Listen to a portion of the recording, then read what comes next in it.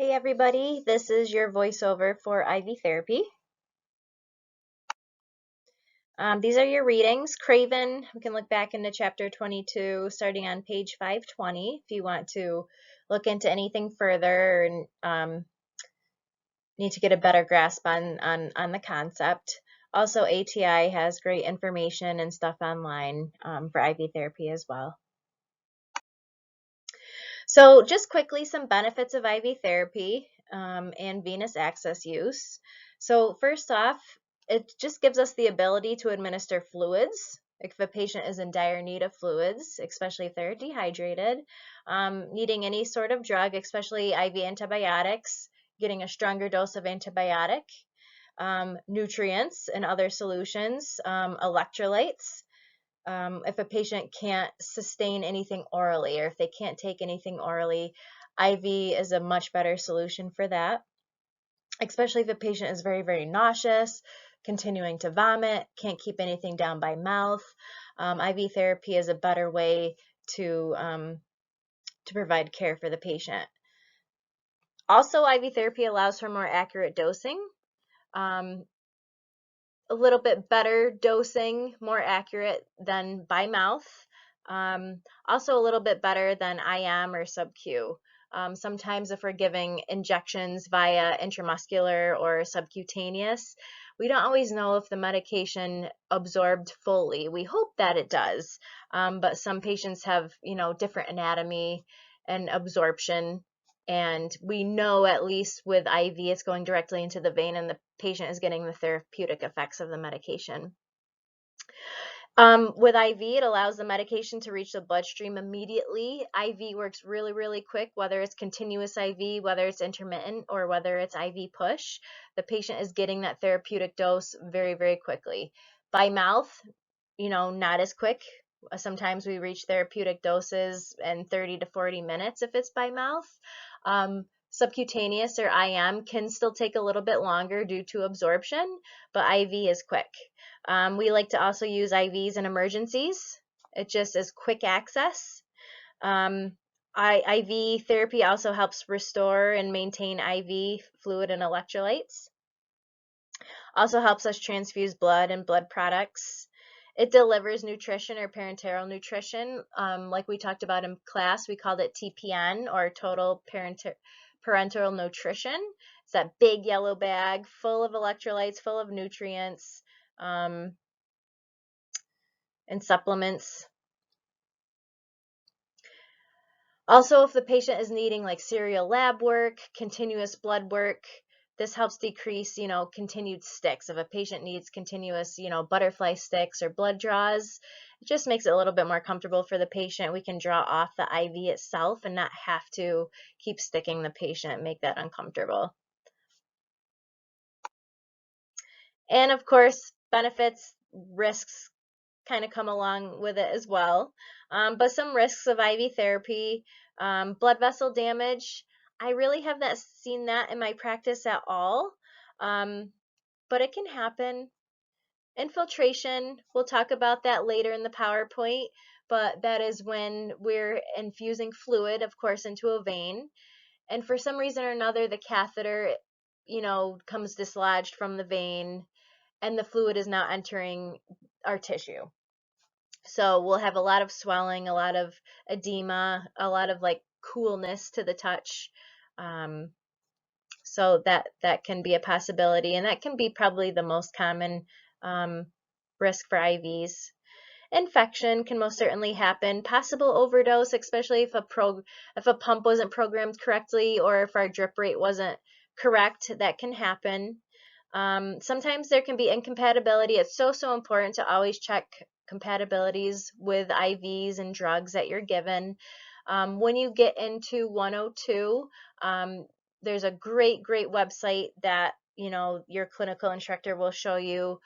It's an app right on the computer of checking compatibilities. It's very intuitive, very easy to use, and it either gives you a green check mark to say you're good to mix these two meds, or it'll give you like a red cross, a red X, meaning no, we can't, these are incompatible. If you are mixing incompatible meds, it can do harm to the patient. It can cause crystallization within the tubing itself and cause the medication to actually harden. So that's not a good thing. Adverse or allergic reactions may be more severe because, again, the medication wherever you're giving is getting directly administered right into the bloodstream. So it's just a quick effect. Again, may limit patient activity. So if a patient is hooked up to an IV, it can harbor them from, their movement. It can create a little bit more fall risk for the patient, especially having to carry around an IV pole. So that's something to keep in mind. A little bit more expensive if a patient's receiving IV medications, definitely more expensive than by mouth. And we need to be careful also of embolisms. Could be air embolism or even a clot. You'll go over this in lab, but you'll be taught how to prime tubing. And really, in general, with anything IV, we want to minimize air as much as possible, instilling air into the patient's body. If we're instilling large amounts of air, we can most certainly create an air embolism, and then we'll have a bigger problem on our hands. Also blood clots as well. All right, guys, so we're going to go through a plethora of different IV therapy catheters, I should say. We're going to start with more like minimally invasive, and we're going to kind of work our way up, and we're going to go through the whole kind of rainbow of IVs. The first one we're going to start with is just short peripheral catheters, and this is the most common type of IV that you're going to see in your practice.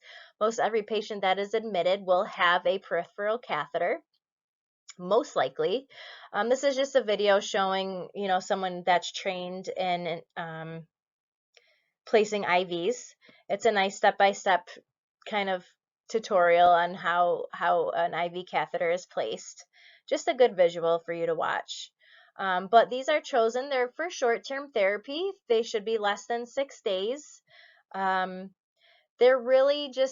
great for uses of fluids. If a patient is receiving fluids, whether it be normal saline, lactated ringers, D5W, half normal saline, whatever it may be.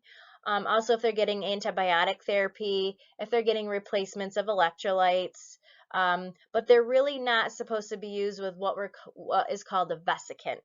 So these are very strong medications that can be very irritating to the patient's veins. And a very, very common medication that is known as a vesicant is also known as a vasopressor, typically given in critical care. An example of that would be like Levophed, phenylephrine, vasopressin.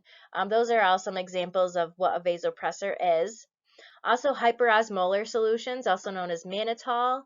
This is a medication that, helps with actually cerebral edema, and it's an osmotic diuretic, and it helps take fluid off of the brain. It's typically what mannitol is used for. And also, we mentioned this before, but TPN, total parenteral nutrition. And again, that's that big yellow bag full of all electrolytes, nutrients, tons of stuff is in TPN. And that is known as a vesicant as well. So really short peripheral catheters, there's actually a little plastic catheter is advanced into the vein.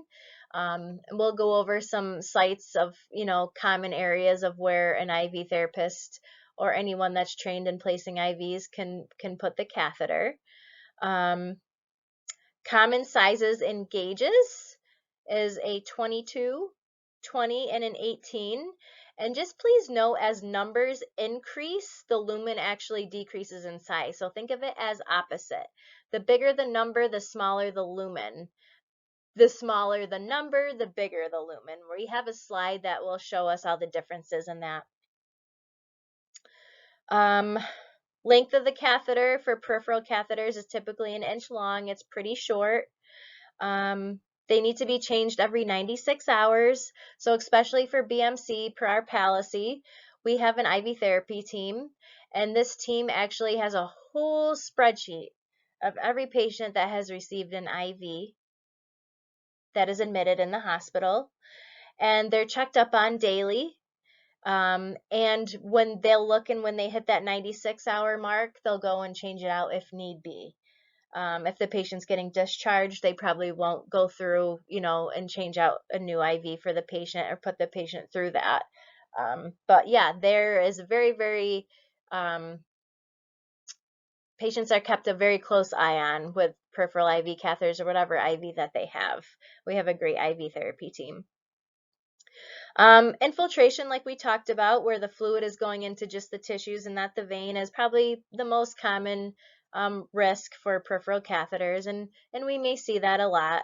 And really, when there's something is infiltrated, we need to stop. We need to stop whatever is being infused, and the patient will have to receive a new IV line. But again, we'll talk about that in the in slides to come at the end.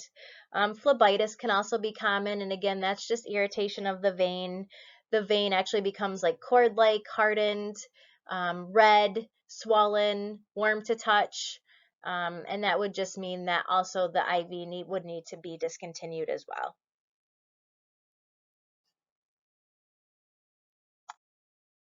And here is just all the examples. I don't expect you to memorize all these. It's just cool to see all the different sizes. The colors are universal. Every hospital should have the same type of color matching, each different gauge. And as you can see here at the top, we have a 14 gauge, which is a very large bore. Okay, large lumen, large bore. Used a lot for trauma, rapid infusions, rapid blood infusions if need be. And we kind of work our way down, and we know kind of the most common is our 18, 20, and 22. We see that a lot in our patients depending on, how their veins are. And then all the way at the bottom, we have a 26 gauge for our little neonates.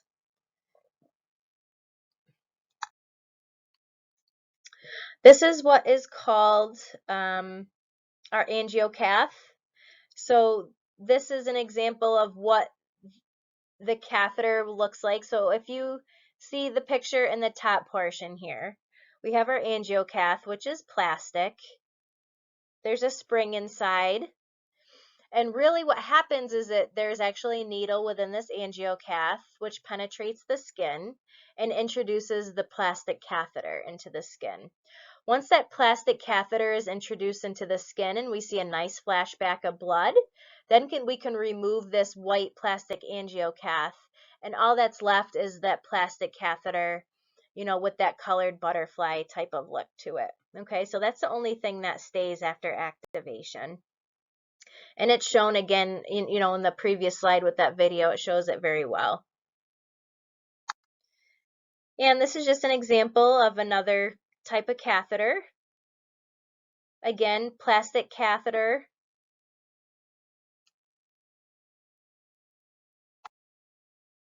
And then this is an example of a catheter placed into a patient.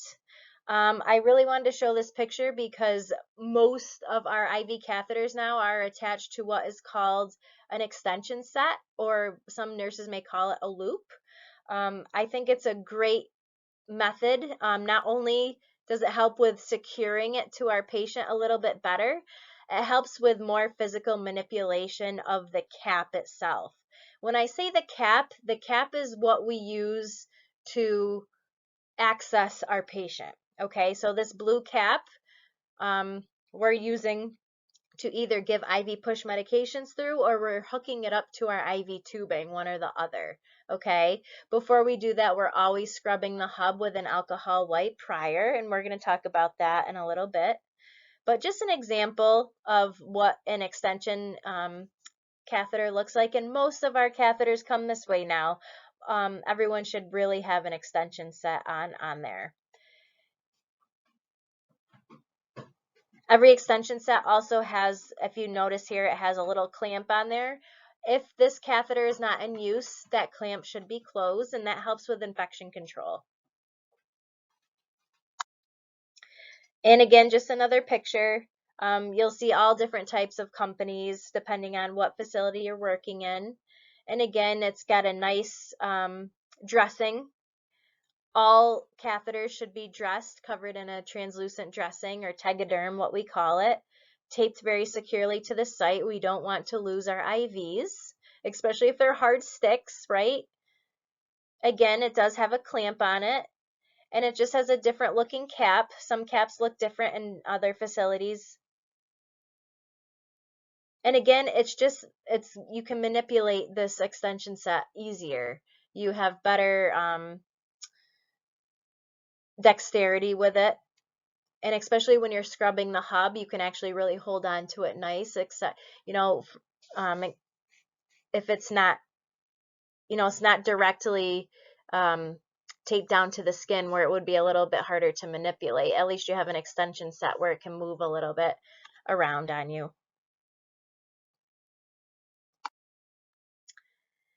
So we want to stop before we do anything, right? We want to, what is scrubbing the hub? This is so, so important in IV therapy, okay? We really, really need to scrub our hub no matter what we're doing, whenever we're touching our IV.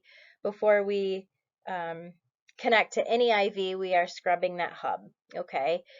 So here is an extension set. As you can see, the blue piece is the cap.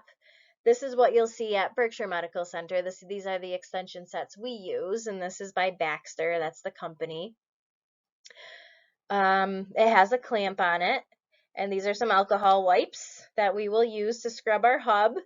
So we scrub the hub, minimum of 15 seconds, and we can scrub it to 20 seconds. So 15 to 20 seconds, we're scrubbing the hub.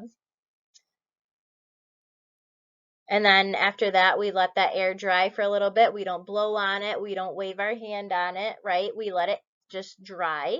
We let it air dry, and then we can either give our patient medications IV push or activate our IV tubing to the cap.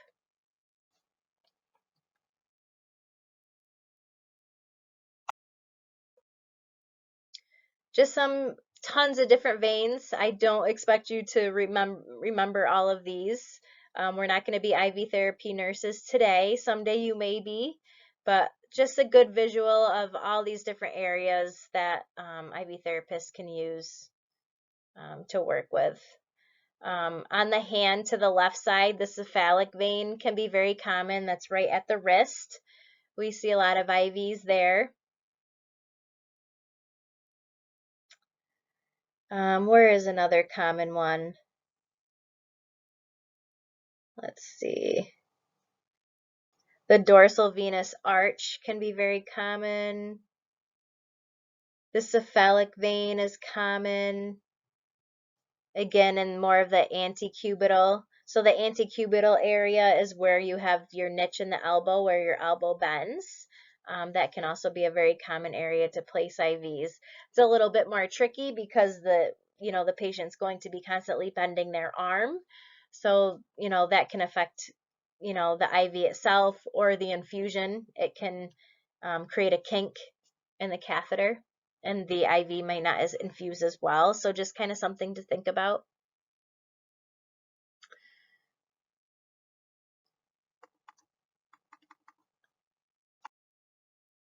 And again, just some more pictures of all different examples of IV catheters, peripheral catheters, all of which they have extension sets on. All different types of ways to secure them to the arm. And you do want to secure them to the arm. We don't want to lose any IVs. Another example of a placement is what's called an external jugular, or an EJ. And this is a peripheral catheter. It's placed, like I said, into the external jugular vein. Usually this is done in the emergency department. It really should be done by a physician or advanced practice provider. But nurses can most certainly draw blood off of this. Nurses can discontinue them. Providers should be placing them. Just a little bit more dangerous.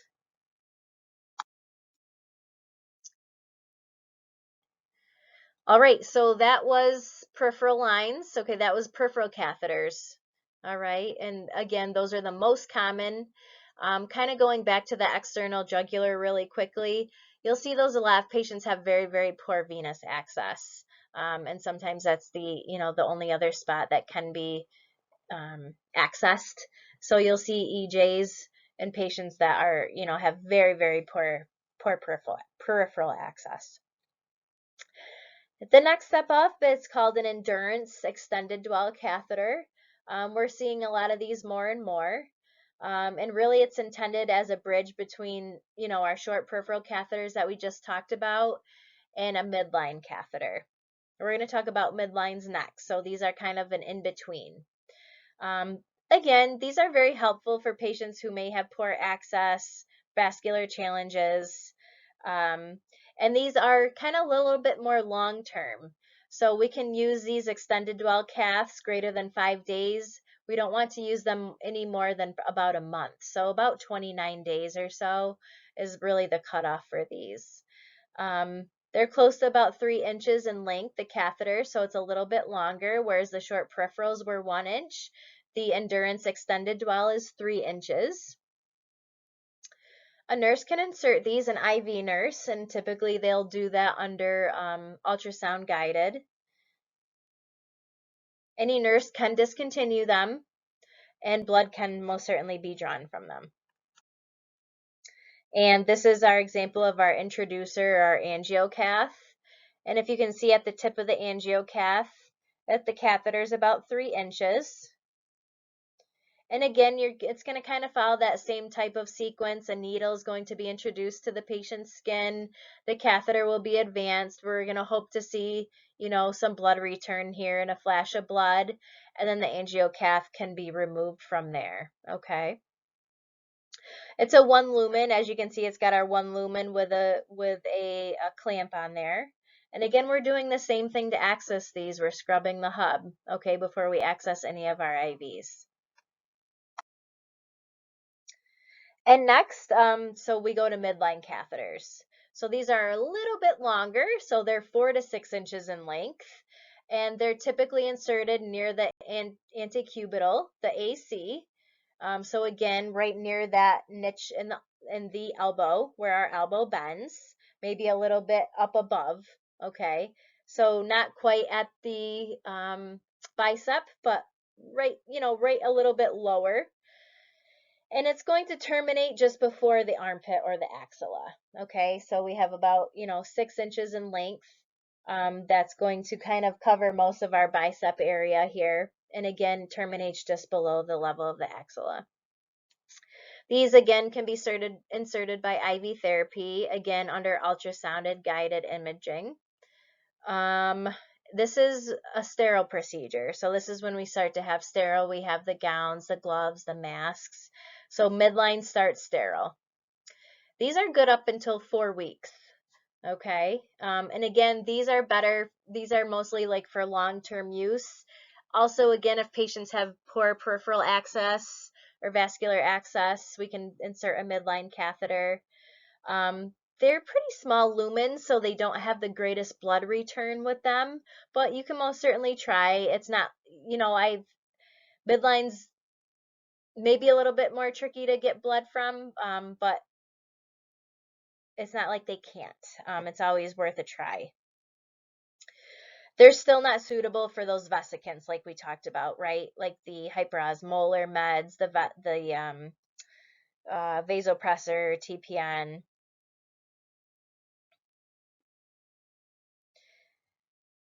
So these extended dwells are very, very helpful for long-term, especially if a patient needs to go home with long-term antibiotics or needs to be on long-term antibiotics for some time. Same thing with midline caths. If a patient needs some long-term antibiotic use, these are also very helpful.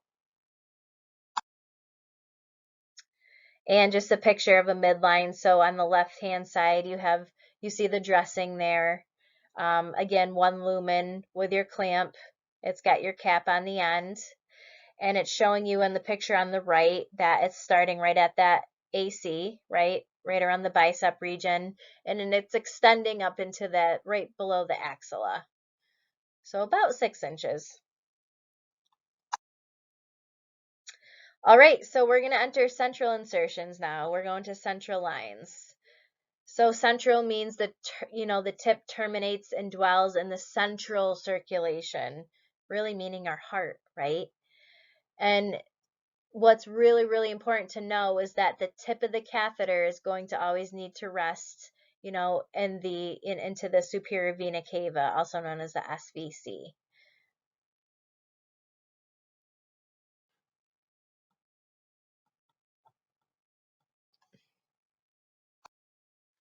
So we're going to talk about PICCs first, peripherally inserted central catheters, PICC lines.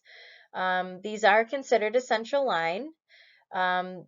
This is a long line catheter, and that's inserted into the basilic vein, again, around where that AC area is, antecubital. And this time it does not, dwell below the axilla like the midline does.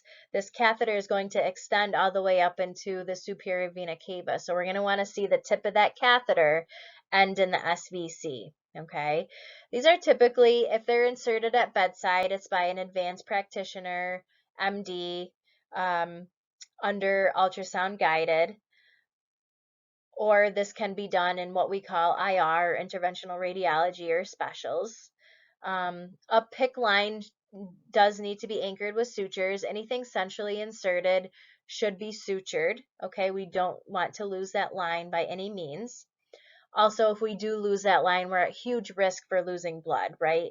Our patient may bleed a lot. So we need to be really careful with that. And that's why the sutures are so important. PICC lines are typically double lumen, meaning that they don't have just that one catheter coming out. They can have two. And an x-ray, of course, needs to confirm placement, especially that now that we're dealing with a tip ending in our SVC. We need to confirm that the tip is actually there and that it didn't migrate anywhere else. Sometimes it actually can migrate and puncture a lung and migrate into other areas of the heart that we don't want it to be, which can actually cause irritability to our heart itself. So we want to be really, really careful with that. And before we start any IV infusion for the first time, once it's been placed, an x-ray needs to confirm that placement. And that placement is going to say, catheter, IV catheter okay to use, tip is located in SVC, or it'll say something similar to that effect. Blood can be drawn off of PICC lines. Blood is beautifully drawn actually off of PICC lines, but we need to be careful with this. Some facilities have different policies. I know at our BMC facility, only critical care nurses, ED nurses can draw off of PICC lines. Anywhere else in the hospital, like med-surg, IV therapy will have to come and do that blood draw. So just something to keep in mind. PICC lines are great for, again, long-term use, especially if a patient needs long-term antibiotic care. If a patient's going home with long-term antibiotics for months on end. Also, PICC lines are great for patients, again, who have poor peripheral access. Now we can use our vesicants, right? So we have a centrally inserted line now, and we can use our vesicant type of medications. So our TPN is very, very common. A lot of times PICC lines are just placed for TPN use. Also our hyperosmolar med and our vasopressor medications. Needing KVO, so we talked a little bit about this in class, right? So anything centrally inserted needs something called a KVO, meaning keep vein open, okay? We're keeping a vein open. And really we're promoting just a small amount of a constant installation of a normal saline through the line. Keeping the vein open, keeping it patent, right? We don't want our lines to clot off. We want it to, again, keeping our line patent. So at least one lumen needs a normal saline either at 10 mLs an hour or 20 mLs an hour. It doesn't need to run fast. It's a very, very slow drip. But again, it's just keeping a continuous, very, very small infusion of normal saline. Now that we're getting into the central lines, we're a little bit more risk of clotting and thrombosis, and also a little bit more risk of what we call CLABSIs, or central line associated bloodstream infections. So we need to be a little bit careful about that. We can also, since it's right in our circulation, in our perfusion area, we're a little bit higher risk for air embolism, so we need to be really prudent on making sure our lines are primed correctly, that we're not instilling large amounts of air. PICC lines have a little bit smaller lumen, even though it's great access, the lumens on them are smaller. So if we're trying to infuse large amounts of fluid fast, we may not be able to do that. So it can limit our flow rates at times. And just another important aspect of why we do need a chest x-ray, sometimes that catheter, like I had mentioned, can unfortunately kind of protrude through the lung and create a puncture to our lung and cause a pneumothorax. So we need to always check via chest x-ray that everything, went okay and that the tip is in the correct area. And we have a picture here.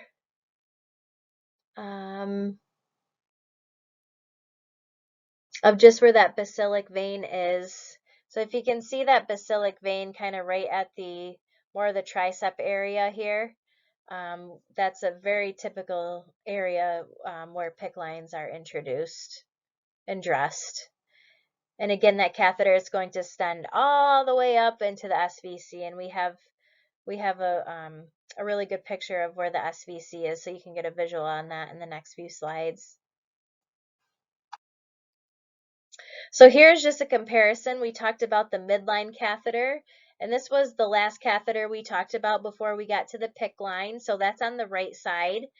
And here, as you can see, that catheter is introduced right around that basilic area, right? And that extends just below the axilla. So that's where the catheter tip ends. And if you can see the difference with the PICC line here, we do have that same introduction to the basilic area, but that catheter is extending all the way up into where it's ending in the SVC here in the heart. Okay. Here is a PICC line that is dressed, nice and clean. It's a double lumen. Each lumen has its own clamp. If a lumen is not in use, that clamp should be on. And again, we need at least a KVO through one port, right, to keep that vein open, promoting patency. And here's a nice picture of where that superior vena cava is, the SVC. So we want that, we want that catheter tip to be right in that SVC there. And that tip should terminate, in about the lower third of the SVC. So it should take up most of that SVC area. All right, so that's PICC line, and we're moving on to our CVC, or central venous catheter. So these are wonderful. It's, it gives us the ability to give more medication together, especially for those that are not compatible. We talked a little bit in class about compatibilities. Depending on how many lumens there are, like PICC lines, if a medication is compatible, you can most certainly piggyback other medications together through the same lumen. That is totally fine. If a medication is not compatible, that's where these multiple lumens really help us out, right? So a PICC line, you have two. You do have a choice to, split up medications, especially if they're not compatible. But a main question was in class, well, still they're ending up in the same spot, right? They're double lumens, but they're still kind of ending up in the same catheter once it reaches the inside of the body. In these lumens, there's actually different holes within each lumen, and there's different exit points between each lumen. So medication can actually be distributed a little bit differently into the body, depending on which lumen it is. It really doesn't matter, but it's really not going to hurt the patient, especially if there's incompatible meds. It's just the way the exit points of the lumens are. Also, since it's in centrally placed, that nice steady flow of blood in the SVC is going to kind of dilute that medication, carry that medication right on through. So no need to worry about the different lumens, just as long as you're not piggybacking incompatible medications together in the same lumen. Okay, I hope that makes sense over voiceover. But we have three different access points for central lines. We have the most common, which is known as the internal jugular, or the IJ. That can be right or left neck, whatever side is best for the provider. We have subclavian and we also have femoral, and we have a picture of each. We'll go through each. IJs are the most common. They're the less risky of all three. They're kind of easier to introduce for the provider, a little bit less risky, less risk of puncturing a lung. The only problem with IJs is sometimes if the patient were to kink their neck or keep their neck in more of a, a position where it's going to kink the catheter, your pump's going to be ringing off that it's not infusing, or your drip isn't going to be infusing. So we always need to make sure that the patient's neck isn't kinked or twisted in any manner. So that's really the only downfall to those. Subclavians, we used to do them all the time, especially in critical care. Subclavian, the access point would be either the right or left chest. It was kind of nice. You had a nice open flat surface, but it's just more risk for puncturing the lung. We had, a little bit more risky with pneumothoraxes. So best practices, they kind of got away from the subclavians unless a provider is really, really attuned to placing subclavians, really trained well, has done a lot of them, then that's fine. But they're just a little bit more risky in that aspect. But for cleanliness and nothing getting in the way of the line, subclavians are beautiful. They were just right out in the open, right in the, that flat part of your muscle, right or left chest. And it's just a great access point. You had nothing that would be in the way of kinking your line. And then femoral, a little bit harder placement. We don't really want lines too long in the femoral area. Little bit more at risk for bleeding in that area.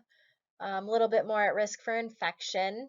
But sometimes if a catheter cannot be introduced via the IJ or subclavian, that would be the next choice. We've had patients that have needed so many accessible lumens. We've needed actually 2 central lines just to have at least 6 different lumens. So with central lines, we now have 3 lumens coming off, whereas PICC lines we had 2, right? Now when we move to central, we have a nice 3 lumen. So it gives us a little bit more ability to give more medications, especially if they're incompatible. If a patient's that critically ill and we even need more access, we actually might need a IJ placed and a femoral place. So that'll give us 6 different lumens to work off of. And if you think about it, when your patients are really critically ill, sometimes they have at least 12 drips or more running at a time. So we need all the access we can get sometimes. These are 35 inches in length. And again, centrally, they should be sutured in place. Number 1, we don't want to lose this line. Number 2, we're at huge risk of bleeding if we do. Again, we need a KVO. We need to keep at least 1 lumen open, right, to keep that catheter patent. We don't want any clotting going on there. We don't want to lose our line. These can be done at the bedside, especially in ICU. We do this as a bedside procedure. A provider will place a central line. Again, sterile. Gloves, gown, sterile gloves, mask, caps, head caps. It kind of turns into like a mini OR at the bedside. Also, a timeout should be done, which is actually everyone stops what they're doing, and it's a quality check, right, to make sure that we have the right patient. Is this the right procedure we're doing? Are we placing it in the right spot? Are we doing a left IJ? Are we doing a right IJ? Are we doing a right femoral? Are we doing a left femoral? Do we have consent? So all of this needs to be gone over before this procedure is done. Again, this is under ultrasound guidance. And a sterile occlusive dressing should be placed once everything has been confirmed, right? Just like anything else, just like anything centrally, we do need to confirm this with x-ray just to make sure the tip is in the SVC and not anywhere else before we give any medications. We don't want to instill any medications where we don't know where that tip is, right? And here's just an example. It's not the greatest example because it's got like a 2-lumen catheter. Central lines are 3.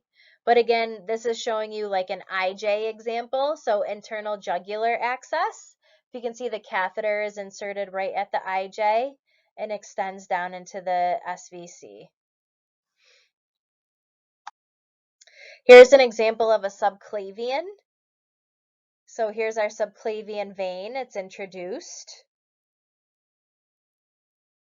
and runs into the SVC. And here's an example of a femoral. So this would be a right femoral central venous cath. And this pic is great. It kind of shows the catheter really introduced into the skin. It shows you the suture points of the catheter. It looks like there's at least 3 suture points here. And it's showing you the 3 lumens, each with, they have their slide clamps on them.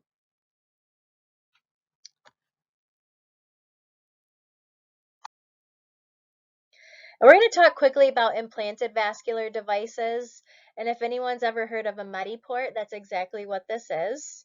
So it's really, really long term. So it gives patients long-term venous access, but it's not, you don't have a catheter protruding. You're not held back by anything. So a person can be at home with this. They can go out to the store, so they have a little bit more flexibility with their life. We see this a lot with patients receiving chemotherapy.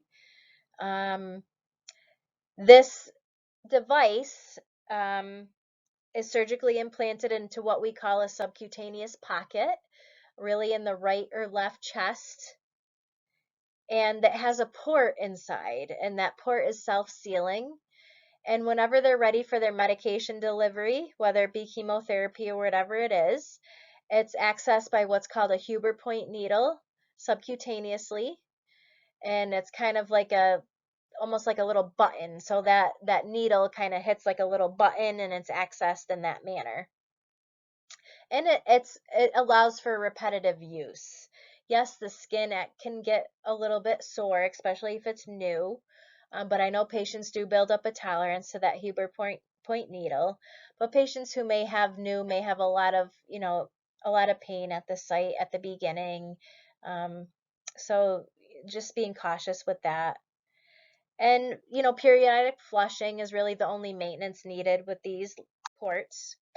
And here's a picture of what is a Mediport here. So on the left side, it's giving you a nice picture of what the catheter looks like of the Mediport and the access point itself, that purple piece.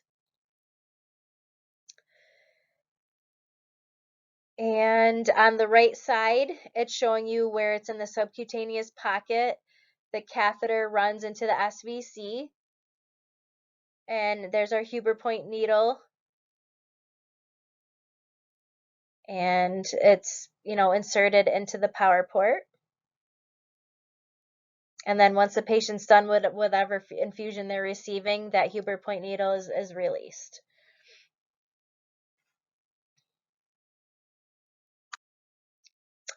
And then lastly, we're going to talk about intraosseous or IO. And these are really only used for very, very emergent situations where we cannot get access anywhere, no matter what. We see this a lot done in the field. EMS does these a lot. We do have the ability to do this in the hospital, especially if there was like a MET team or a code and they didn't have good access at all. Our IV therapy team carries drills with them, and I think our crisis nurses do as well. But it's actually just a temporary emergency access device where we're drilling into long bones. Okay, so it's a drill and it's a device where we're going to be drilling a needle into the long bone. The most common is the proximal tibia. The humeral head, no, excuse me. Yes, the humerus or the humeral head can be used as well. These should not be in the patient's long bones no longer than 24 hours. Just puts a patient at huge risk for an osteomyelitis or an infection into the bone. So it's just kind of like a patch until we can get a central line into our patient. So it's just getting our patient over the hump, getting whatever fluids they need and instilled into them, taking whatever labs we need, and then we got to get that central line placed as soon as we can and get that out of the bone. Okay, we don't want them in the bone any longer than 24 hours. And this was a great video. It kind of goes and shows you an IO drill being performed during a code. And just a picture, this is what a dressing of an IO would look like.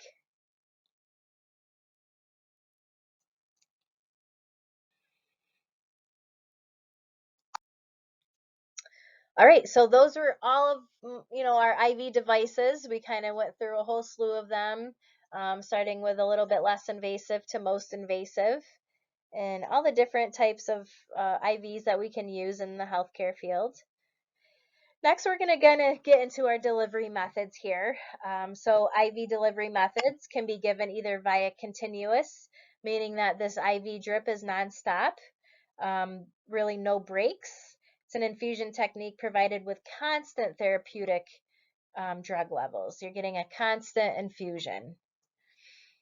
Intermittent, meaning that it's on and off, right? Typically, intermittent is what we use with our secondary IVs, or what we call IV piggybacks. IV antibiotics can most certainly be intermittent. Electrolyte infusions can most certainly be intermittent as well. Intermittent means they're either only 60 minutes at a time or 2 hours at a time, and then the patient doesn't have to be hooked up to their IV all day long.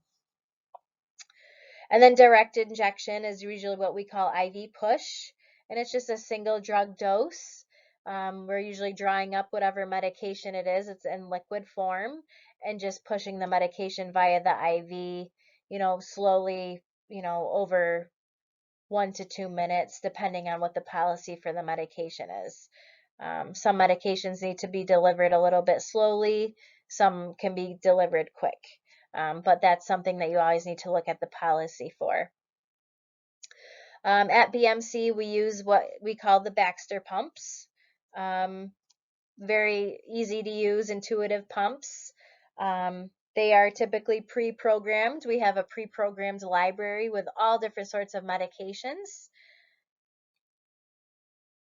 and it helps regulate our infusion rate, especially if we want a little bit more accurate infusion rate and we don't want to count drips per minute. Then our Baxter pumps are really, really helpful. This is a CAD Solus pump, or what we call a PCA, meaning it's a patient-controlled analgesic pump. We see this a lot for patients maybe post-surgery or post-op, where they're, having trouble controlling their pain. Or we see this with our comfort care patients as well. So a drug, whatever drug it may be, most commonly it's Dilaudid, fentanyl, or morphine. And it comes in a little cassette, and that cassette is attached to this pump. This is called the CAD Solus pump, and this is also what we use at BMC. And patients can receive either, a continuous rate, so a very, very small continuous rate of a pain med. They can receive a bolus dose, so meaning they can press the button on the pump and they'll receive the bolus dose of the medication, or it can be both. So they can be receiving both a continuous dose and a bolus dose. But there's always a lockout for that bolus dose. They can't just keep pressing the button and getting, dose after dose after dose. It has a lockout to that. So sometimes a bolus dose can be every 10 minutes or a bolus dose every 20 minutes, however the provider would like to order that for the patient.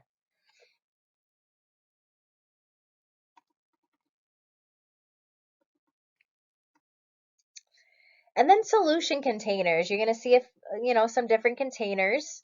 Most commonly is plastic bags, right? And that's what mostly our IV fluids are in, whether it's normal saline, D5W, half normal, lactated ringers, whatever it may be. Antibiotics, electrolytes come in plastic bags.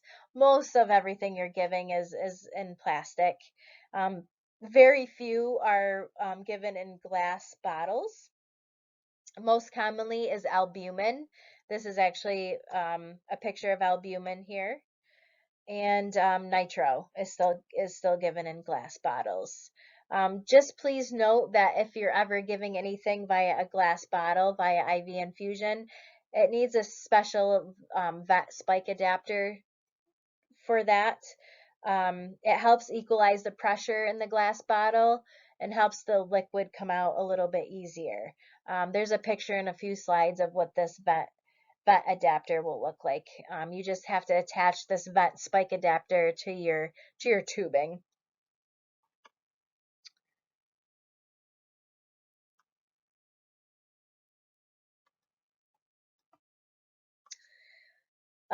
Just a few pictures. On the left is, what we see is just a cap. So that's a cap itself that attaches to an IV catheter. Um, you can most certainly still see this today with just a cap. Again, like I said, it's a little just a bit harder for dexterity, especially when you're scrubbing the hub or connecting a patient to IV tubing. Whereas the picture on the right, this is our nice little loop or extension set. It's just a little bit easier for dexterity and to manipulate because the extension set can kind of move around. You can move it around to scrub the hub. It makes it a little less abrasive for the patient where you're not trying to lift up the IV catheter where it's just a cap.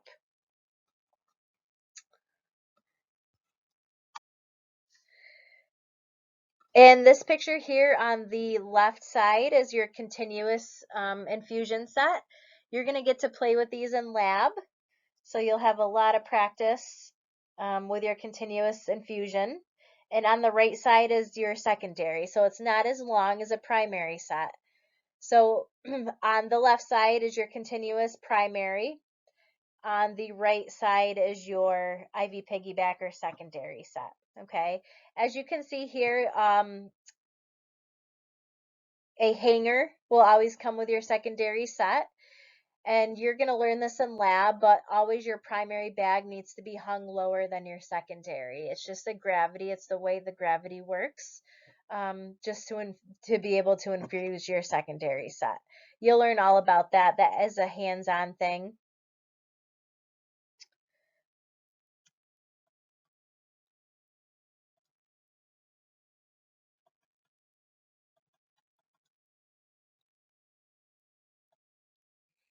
All right, so just some more pictures. So on the far left, we have our spike. Here's our vented spike adapter. So that's for your glass, that's your for your glass bottles. On your bottom left is what we have an extension set for more fat soluble solutions.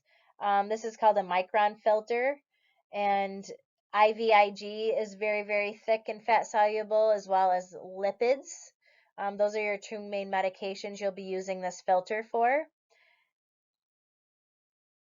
And filters really help filter out any particles not dissolved in the solution.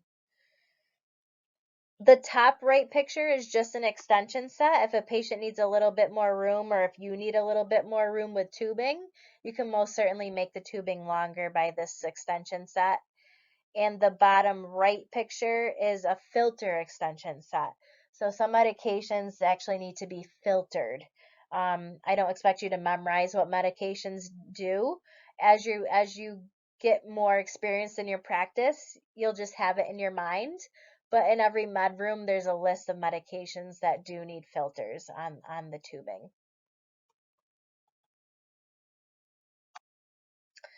Next, this is called a burette. This is a volume controlled set. This is mainly used with our peds or our pediatric patients. And this is very, very strict volume control. It delivers very small amounts of solution with precision. So you probably will not see this in your practice unless you're working in a very specialized pediatric unit. But it delivers very precise amounts of fluid to our PD patients. All right, so these are all our needleless accessories, okay? And when I say needleless, everything that we use for IVs is what we call Luraloc, or it screws on, okay? Luraloc meaning it screws on, okay? Nothing is inserted into our IVs via a needle, okay? On the far left, we just have a syringe. It's a 3 ml syringe. As you can note, there's no needle on it. It's a screw on, okay? And that's how we access all of our access points on the tubing. This would be an example if you were to give a medication like IV push. You can drop your medication depending on how much, maybe 1 ml.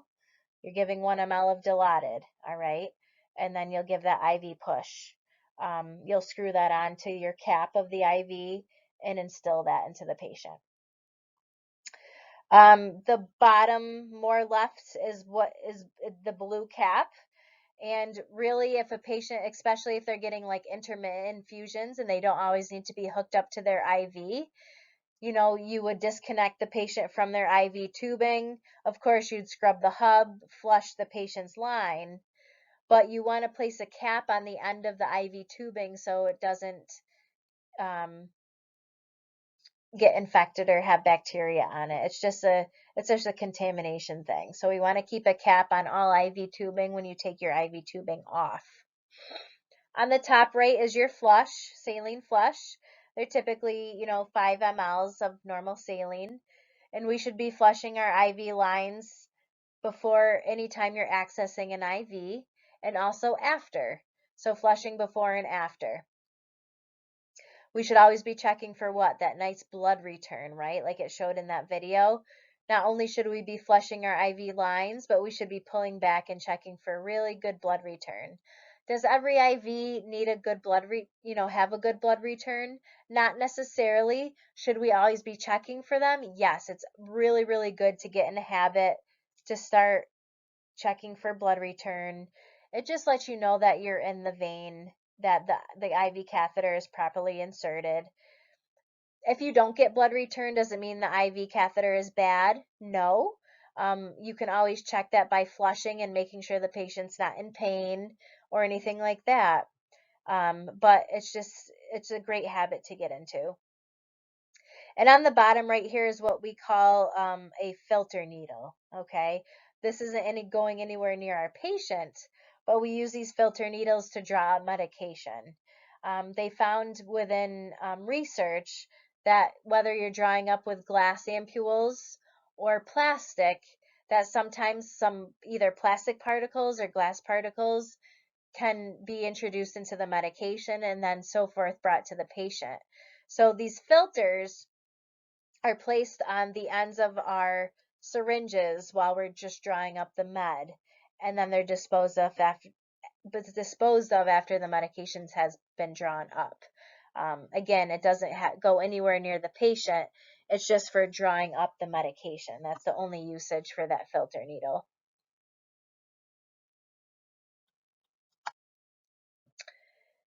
All right, these are just some pictures of what a setup will look like when you are hooked up to a pump, or whether you're not, whether you have a pump or not, this is what it will look like. So the picture on the far left is showing you a primary bag with a secondary set. So as you can see, you have your little hanger and your primary bag is lower. Then you have your secondary or your IV piggyback is higher, right, than your primary. You're going to learn all of this in lab.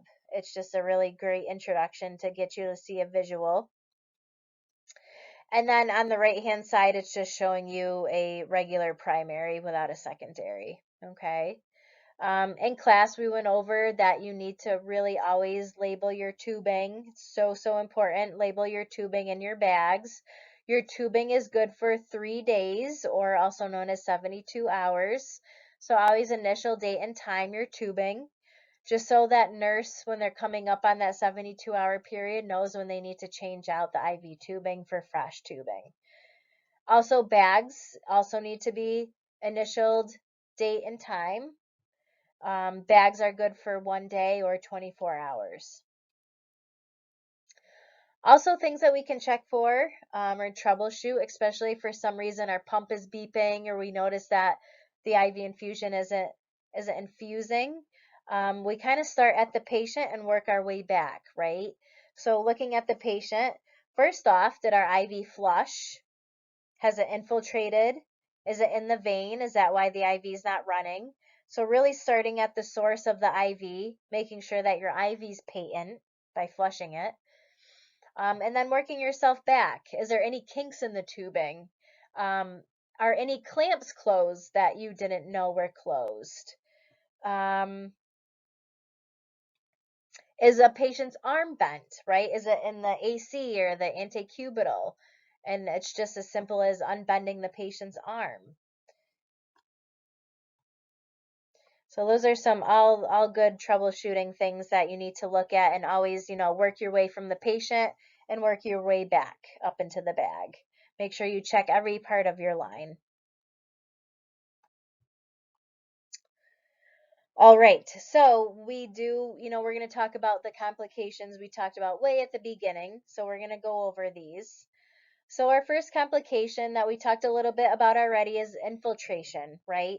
And this is when our IV solution is leaking into our tissue or our subcutaneous tissue rather than into our vein.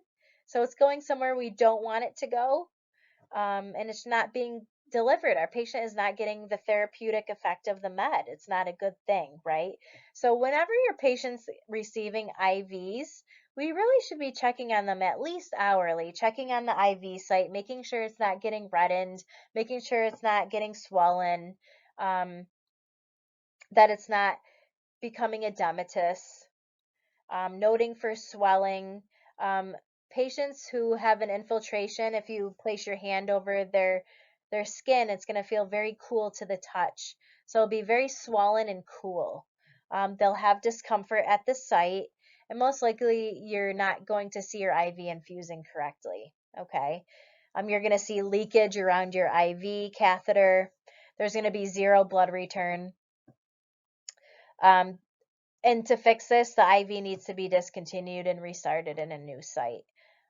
Really, probably best to try to get to the other arm to let the arm that has infiltrated rest.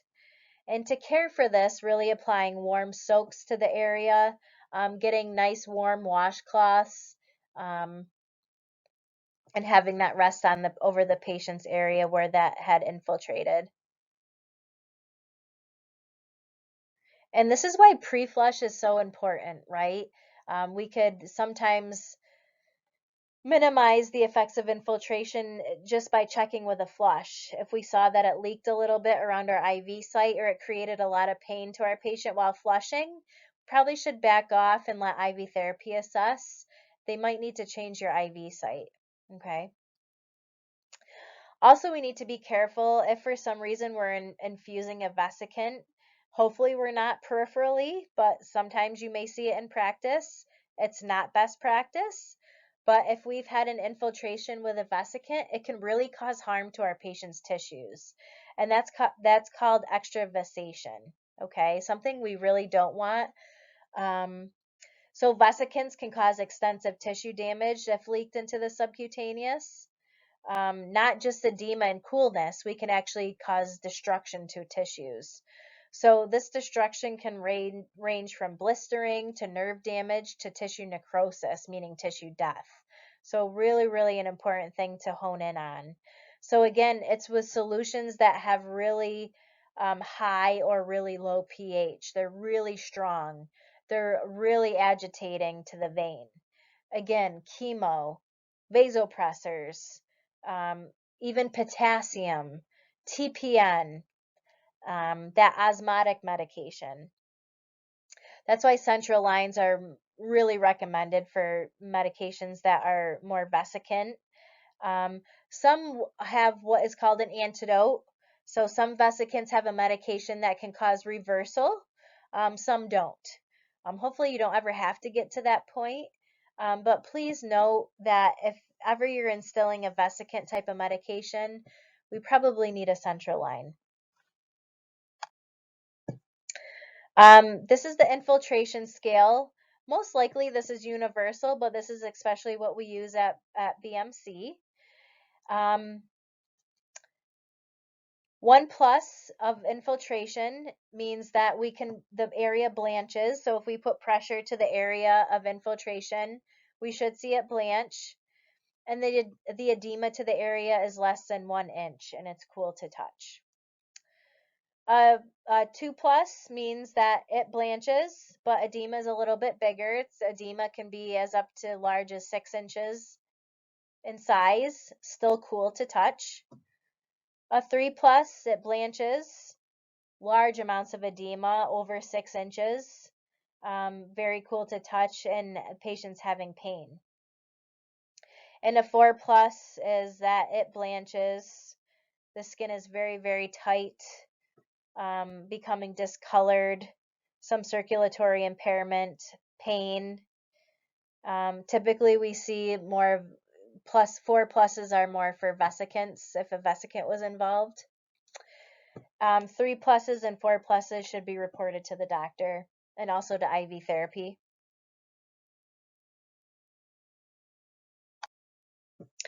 And just some pictures. So the picture on the left-hand side would really probably just be something from an fluid solution, like a normal saline or LR, not of a vesicant material. As you can see, the skin gets very, very swollen and edematous and puffy right around where the IV site is. You'll know right away when an IV infiltrates. It looks just like that. That'll be cool to the touch. And the picture on the right-hand side has a infiltration from a vesicant. So as you can see, the skin actually becomes more purple discoloration. It looks like it's affected the patient's perfusion. We see some necrotic areas to the tissue, even where it's kind of broken down to, we see muscle damage, some tendon protrusions.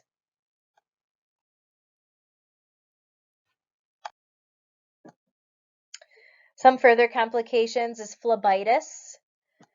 So this is when we have more irritation to the vein, where the patient is going to develop a lot of pain to the area of the IV site. And this is going to be more red, warm, severe vein inflammation. The vein may feel hard and cord-like.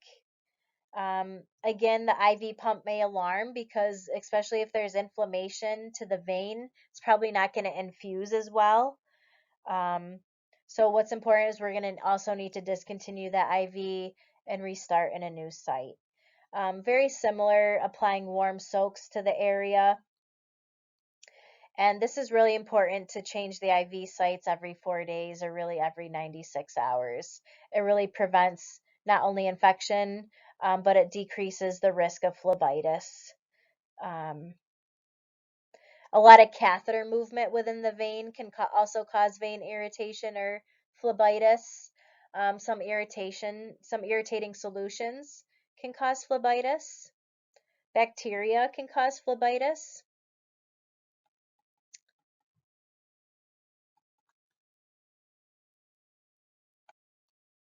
And we have a phlebitis scale. So a 1+ means that there is redness with or without pain.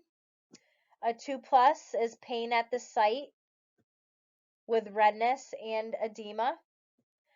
A 3+ is pain at the site with redness, edema, and now that we've gotten to 3, we have streak formation. And in that last slide, it showed a really great picture of the streak formation. The redness followed the vein quite far up. It also becomes very palpable and cord-like with 3+. And then 4+, again, pain at the site, redness, edema, streak formation, palpable cord, more than 1 inch. So I would say the picture we saw in the last slide was definitely a 4+.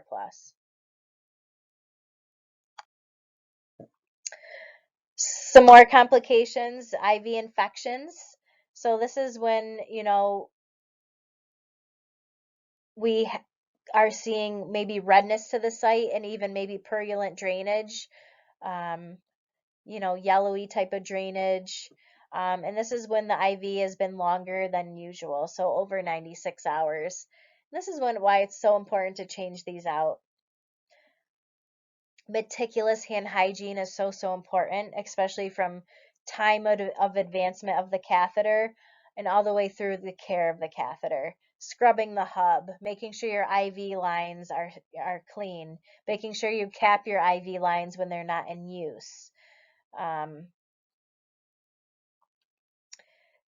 Right? And we scrub our hub at least 15 seconds, right? That's our magic number, 15 seconds, 15 to 20 seconds. Signs and symptoms can be localized right to the IV site, or hopefully we don't reach this point, but they can be more systemic, causing more of a widespread sepsis with our patient. We can have extraluminal microorganisms. So these are microorganisms that are on the catheter itself. Remember way back to we talked about infection control. This would be considered a vehicle transmission. Improper technique during insertion can be caused by extraluminal. The site may not be prepped correctly. We didn't scrub the hub. The inserter touches the site after you scrub the hub. Sterility is not maintained. The dressing is not maintained. The dressing remained dirty. It hasn't been changed. And then there's intraluminal, which is bacteria was introduced directly into the bloodstream. So for some reason or another, that bacteria was on the catheter itself. Also, it can be caused by the catheter, the hub is not scrubbed correctly, scrubbing of the hub. If that's not done correctly, bacteria can be introduced intraluminal.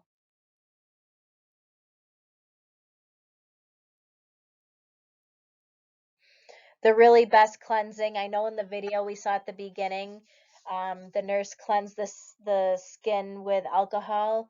Really best practice is using the chlorhexidine. That's really best practice. And just while we're on, infections, we really want to prevent, especially when we're talking about central lines, CLABSIs. So central line associated bloodstream infections are what CLABSIs are known as, and this is a quality improvement and really quality tracking issue. So there's preventative bundles that we do within the hospital.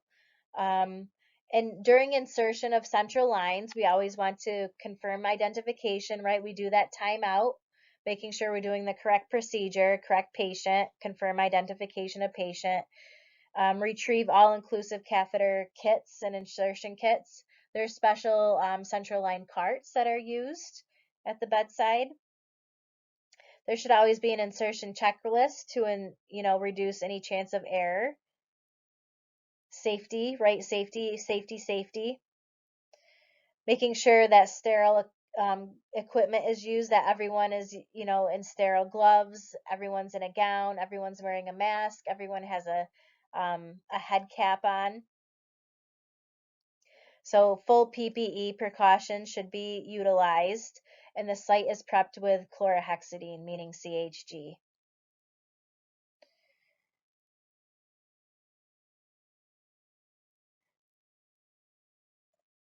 What else? There are also special dressings now they've been coming up with that are impregnated with CHG. And I think our IV therapy team actually has these at BMC, which is great. What else here? And that's just continued maintenance of preventing, central line associated infections. Making sure that you scrub your hubs, disinfect catheter hubs, scrub for, I know this one says for at least 30 seconds. I know that could be different with central lines, but really best practice is 15 to 20. Making sure that dressings are clean, dry, and intact over the central line site. If it looks like they've become soiled, they should be changed.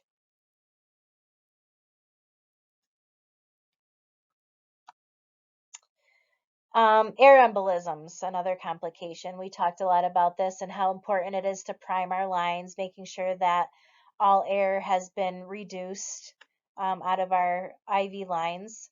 So when we have an air embolism, it means that there was entry of air into the patient's circulatory system, which can cause a PE or pulmonary embolism. These are most common in central lines. Air can be pushed through the IV line and move quickly into the lungs and the heart. The patient can develop really sudden chest pain, sudden shortness of breath. They're going to probably lose their hemodynamics, their blood pressure drops, heart rate goes up, develop some altered mental status. Everything happens really, really quickly with an embolism.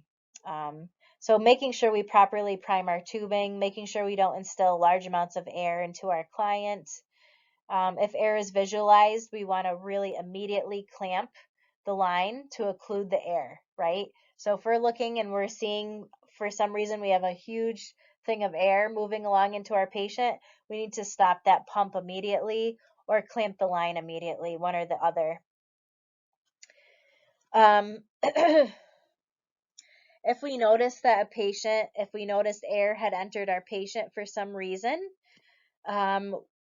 we really want to trap that air embolus. If we notice that air has been instilled and the patient is now, having some sudden chest pain, complaining of shortness of breath, we really want to place the patient on their left side. So we're going to place them on their left side and place them in the Trendelenburg position. And that is supposed to trap the air embolus in the right ventricle. Okay. So it's going to not let that air embolus travel entirely through the circulatory system, or we hope that it doesn't. This is just a mechanism that we hope that it traps that air embolism in the right ventricle. We're of course going to get help. Next is a pneumo. This can occur most commonly during PICC line insertions or central line insertions. And this is when the tip of the catheter can puncture the lung or the pleural membrane. And of course, we want negative pressure in our lungs. And when we puncture our lungs, we're providing positive pressure. So that's going to create a pneumothorax. So the patient can develop, severe shortness of breath, chest pain, shoulder pain. They lose their hemodynamics. They get hypotensive. They get tachycardic. On the affected side, if you listen to their lungs, they'll have absent breath sounds. And of course, this is why it's so important after PICC line insertion or any central line insertion, we need chest x-ray verification that the tip is in the SVC.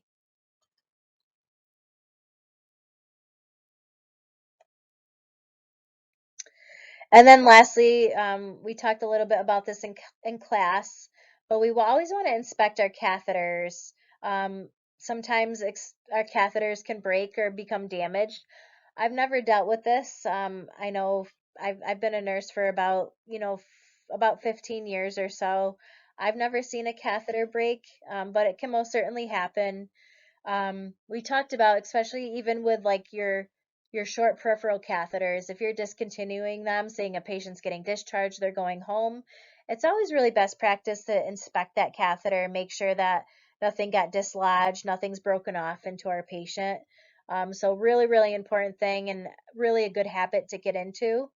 If we're removing central line catheters or PICC line catheters, it's always good to inspect those too. Any catheter you're removing should be inspected. Again, it's very rare, but we wanted to prevent anything from happening. And if for some reason that broken piece was noticed on a catheter, we need to let the doctor know and evaluate our patient a little bit further. And so just an important recap of everything we've gone over in our PowerPoint. Treat all IVs as medications, even if they're just fluids. Sometimes we're just saying, oh, we're just giving normal saline. It's a med. We need to be really careful, okay? Patients can become fluid overloaded. They can have huge increases in sodium levels, right? So we really need to be careful with anything we instill into our patients. And think about it, it's going directly into their vein, okay? Remember always your 6 rights, going back to all those 6 rights that we went over with medication administration. If we're giving multiple types of IV meds, whether it be IV push, continuous IV, IV piggyback, always checking your compatibilities, okay? Making sure that you're not giving incompatible meds together into the same lumen. Planning ahead. Sometimes solutions have to be refrigerated. A lot of our antibiotics are refrigerated. So we want to make sure to think ahead, try to take them out of the refrigerator, let them kind of warm up to room temperature for about 30 minutes because we don't want that patient to feel a little uncomfortable and that coolness running through their vein. Know your expiration dates, label your tubing, label your bags. It's a big pet peeve of mine. Remember, tubing is good for 72 hours, date, time, and initial. Bags are good for 24 hours, date, time, and initial. So always check and label your tubing and your bags. If you are infusing an IV in your patient, we should really be checking that site at least hourly, making sure that patient hasn't developed any infiltration or a phlebitis, making sure that they're getting the therapeutic dose and that's not leaking out into the floor. Did we unclamp all of our tubes? Sometimes we didn't unclamp and our IV pump didn't let us know it's not ringing off, and we've gone 2 hours thinking our patient received an IV antibiotic and they haven't received one drop of it. So really being careful with checking clamps, making sure the IV is flowing, that it's all going correctly. Scrub the hub, right? At least 15 to 20 seconds. Hand hygiene, that's a big one. And I can't say enough, label, label, label. So thanks so much. I'm sorry, again, we had to end class a little bit, not early, but we didn't have enough time in class today. But hopefully this voiceover helps you. And yeah, thank you so much.